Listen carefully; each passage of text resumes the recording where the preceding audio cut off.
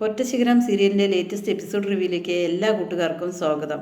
സുകുമാരൻ്റെ അവിടേക്ക് ആ ബ്രോക്കർ വരികയാണ് കേട്ടോ. ബ്രോക്കർ വരുമ്പോൾ തന്നെ സുകുമാരനും അവരൊക്കെ ചായക്കടക്കാരൊക്കെ ചോദിക്കേണ്ടത്, നീ എന്താ ഇവിടെ ആ രണ്ട് പയ്യന്മാർക്ക് കുട്ടികൾ ഉണ്ടാവില്ല എന്നുള്ളത് അറിയുമല്ലോ, പിന്നെ നീ വെറുതെ ഓരോ പെൺകുട്ടികളുടെ ഭാവി തുലയ്ക്കാതെ അതിനു വേണ്ടി നീ നിൽക്കരുത് എന്നിങ്ങനെ പറയണം കേട്ടോ. അത് കേൾക്കുമ്പോൾ ആ ബ്രോക്കർ പറയുകയും ഞാനതൊന്നുമല്ല, ഞാനൊരു സ്ഥലക്കച്ചവടത്തിൻ്റെ കാര്യത്തിന് വേണ്ടിയിട്ടാണ് ഞാൻ വന്നത് എന്നിങ്ങനെ പറയണം കേട്ടോ. പിന്നീട് കാണിക്കുന്നത് നമ്മുടെ തുളസി ചേട്ടൻ കല്ലുമോളെ ഇങ്ങനെ വഴക്ക് പറയണം കേട്ടോ. കല്ലുമോൾ ഇതിലെയൊക്കെ മൂത്രം അതും ഇതൊക്കെ ആക്കിയ കാരണം വഴക്ക് പറയണം കേട്ടോ. പിന്നീട് തുളസി ചേട്ടനും ആ ബ്രോക്കറും കൂടിയിട്ട് ഒരു സ്ഥലക്കച്ചവടത്തിന് പോവുകയാണ്. ആ സ്ഥലക്കച്ചവടത്തിന് പോയതിന് ശേഷം ബ്രോക്കർക്ക് 25,000 രൂപ കൊടുക്കാമെന്നെല്ലാം പറഞ്ഞ് എഗ്രിമെൻ്റ് എല്ലാം ചെയ്യണം കേട്ടോ. അതിനുശേഷം ബ്രോക്കർ പോവുകയാണ്. പിന്നീട് ബ്രോക്കർ നേരെ പോകുന്നത് രാജലക്ഷ്മിയുടെ അടുത്തേക്കായിരിക്കും കേട്ടോ. രാജലക്ഷ്മി മേഡത്തിൻ്റെ അടുത്ത് പറയാണ്, ആ തുളസി ചേട്ടനോട് ഞാൻ കാര്യങ്ങളെല്ലാം പറഞ്ഞിട്ടുണ്ട് എന്നിങ്ങനെ പറയണേ. ഏതായാലും വിഷ്ണു വരണ്ടേ കാണാൻ എന്നിങ്ങനെ ചോദിക്കുമ്പോൾ, വേണ്ട, വിഷ്ണു കാണുന്നതിന് മുമ്പ് തന്നെ എനിക്ക് ആദ്യം കാണണം ആ പെൺകുട്ടിയെ. എനിക്ക് ഒരിക്കലും വിശ്വസിക്കാൻ കഴിയുന്നില്ല, ഈ വാടക ഗർഭപാത്രം എന്നൊക്കെ പറഞ്ഞു കഴിഞ്ഞാൽ ഒരിക്കലും വിശ്വസിക്കാൻ കഴിയില്ല. അവൾക്ക് വല്ല തെറ്റ് പറ്റിയിട്ടുണ്ടാകും, അങ്ങനെയാണ് ഞാൻ വിശ്വസിക്കാൻ തയ്യാറ് എന്നിങ്ങനെ പറയണം. എന്തായാലും ശരി, നമുക്ക് ആ കുഞ്ഞിനെ കൂടി ഇങ്ങോട്ട് കൊണ്ടുവരാം, എന്തായാലും എനിക്കൊന്ന് കാണണം, അത് ഉറപ്പായ കാര്യമാണ് എന്നിങ്ങനെ ആ രാജലക്ഷ്മി മേഡം പറയുകയാണ് കേട്ടോ.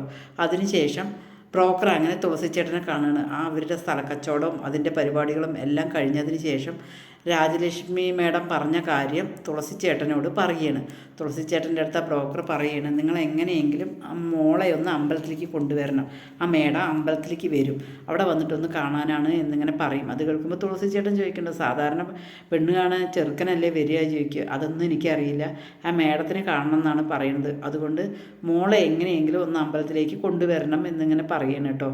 അതിനുശേഷം തുളസി ചേട്ടൻ വീട്ടിലേക്ക് വരികയാണ് കേട്ടോ. വീട്ടിലേക്ക് വരുമ്പോൾ തന്നെ കല്ലുമോൾ അവിടെയൊക്കെ ബിസ്ക്കറ്റൊക്കെ ഇട്ടിട്ടുണ്ടാകും കേട്ടോ. അത് കണ്ടുകൊണ്ടാണ് തുളസി ചേട്ടൻ വരുന്നത്. തുളസി ചേട്ടൻ ആകെ ദേഷ്യം വരികയാണ് കേട്ടോ. ഓ, ഈ വീടൊക്കെ ഈ കൊച്ചി എന്താ ചെയ്തിരിക്കുന്നത്, അവിടെയൊക്കെ ബിസ്ക്കറ്റ് ഇട്ടിട്ട് പ്രസന്നെ പ്രസന്നെ എന്ന് വിളിക്കും കേട്ടോ. പ്രസന്ന ഓടി വരികയാണ് കേട്ടോ. എന്താ പറ്റി എന്താ തുളസി ചേട്ടാ പറ്റി, ഇവള് കണ്ടോ അവിടെയൊക്കെ ബിസ്ക്കറ്റ് ഇട്ടിരിക്കുന്നത് എന്നിങ്ങനെ പറയണം. അത് കേട്ടുകൊണ്ട് തന്നെയാണ് മീനാക്ഷി വരും കേട്ടോ. മീനാക്ഷി വന്നപ്പോൾ പറയും, അയ്യോ ഇവിടെയൊക്കെ ബിസ്ക്കറ്റ് ഇട്ട് കഴിഞ്ഞോ, ഈ കൊച്ചിനകത്ത് എവിടെയെങ്കിലും കൊണ്ടുപോയിരുന്ന് ഭക്ഷണം കൊടുത്തൂടെ എന്നിങ്ങനെ ചോദിക്കുകയാണ് കേട്ടോ. അത് കേൾക്കുമ്പോൾ മീനാക്ഷി പറയും, അച്ഛ എനിക്ക് വിലക്ക്, എൻ്റെ മോൾക്കും വിലക്കുണ്ടോ, എനിക്കും വിലക്കുണ്ടോ, ഇനി ഞങ്ങൾ പുറത്തിറങ്ങാൻ പാടില്ലേ, അതോ അകത്ത് തന്നെ ഇരുന്നാൽ മതിയോ, എനിക്കറിയാം അച്ഛന് ഈ മോളെ ഒരിക്കലും ഇഷ്ടമല്ല എന്നുള്ളത് എനിക്കറിയാം, അത് കൊച്ചു കുഞ്ഞല്ലേ, എന്ത് ചെയ്യാം എന്നിങ്ങനെ പറയണം. അച്ഛൻ ചെറുതായിരിക്കുമ്പോൾ എന്തെല്ലാം ചെയ്തിട്ടുണ്ട് എന്ന് പറയും, ഞങ്ങൾക്ക് വിലക്കുണ്ടോ, എങ്കിൽ ഞാൻ പുറത്തിറങ്ങുന്നില്ല എന്നിങ്ങനെ പറയണം കേട്ടോ. അതേസമയം തുളസിച്ചേട്ടൻ പറയും, ഇവിടെ അങ്ങനെ ബിസ്ക്കറ്റ് നാറ്റം ഒടിക്കുകയാണ് എല്ലാവിടെയും എന്ന് പറയണം. പ്രസന്ന പറയണം, ഞാൻ അടിച്ച് തൂത്തുവാരാം, പിന്നെന്താ എന്ന് പറയണം കേട്ടോ. അതിനുശേഷം മീനാക്ഷിക്ക് ആകെ മൊത്തം വിഷമം വന്നു എന്ന് പ്രസന്നയ്ക്ക് മനസ്സിലായതും കുഞ്ഞിനെ കൊണ്ടുപോയി കൊടുക്കുകയാണ് കേട്ടോ. മീനാക്ഷിയുടെ കൈ കൊടുത്തിട്ട് മോളെന്തായാലും ഇതിനെ കൊണ്ടുപോയിട്ട് ഉറക്ക് എന്നിങ്ങനെ പറയണം കേട്ടോ. പിന്നീട് കാണിക്കുന്നത് തുളസി ചേട്ടനോട് ചോദിക്കുകയാണ് പ്രസന്ന, നിങ്ങളൊന്നും മദ്യപിച്ചില്ലേ എന്ന് ചോദിക്കുകയാണ്. ഇല്ല, അത് ഓരോ സ്ഥലക്കച്ചവടത്തിൻ്റെ കാര്യത്തിന് പോകുമ്പോൾ ഞാനിത്തിരി മദ്യപിച്ചതാണ് എന്നിങ്ങനെ പറയും. പിന്നെ ഞാനൊരു കാര്യം പറഞ്ഞാൽ കേൾക്കുമോ എന്ന് ചോദിക്കണം. എന്താണ്, നിങ്ങൾ എന്താണെങ്കിലും എന്ന് പറയണം കേട്ടോ. നീയും മീനാക്ഷിയും കൂടി നാളെ ഒന്ന് അമ്പലത്തിലേക്ക് പോകണം എന്നിങ്ങനെ പറയണം. എന്താണത് ചോദിക്കും.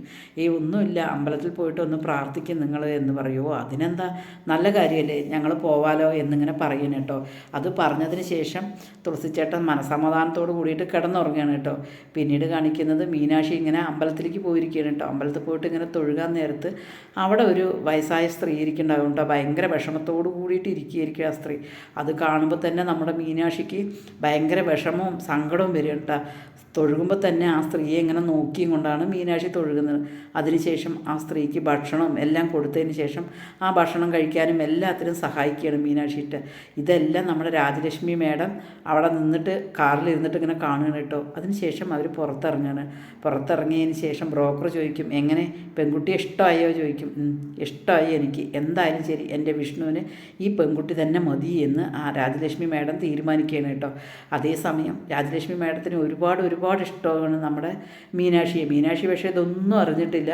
അങ്ങനെ വിഷ്ണുവിന് ഈ മീനാക്ഷിയെ തന്നെ കല്യാണം കഴിക്കണം, അതിന് എന്ത് പ്രശ്നങ്ങൾ വന്നാലും വേണ്ടില്ല എന്ന് പറഞ്ഞിട്ട് രാജലക്ഷ്മി ബ്രോക്കറോട് പറയണം.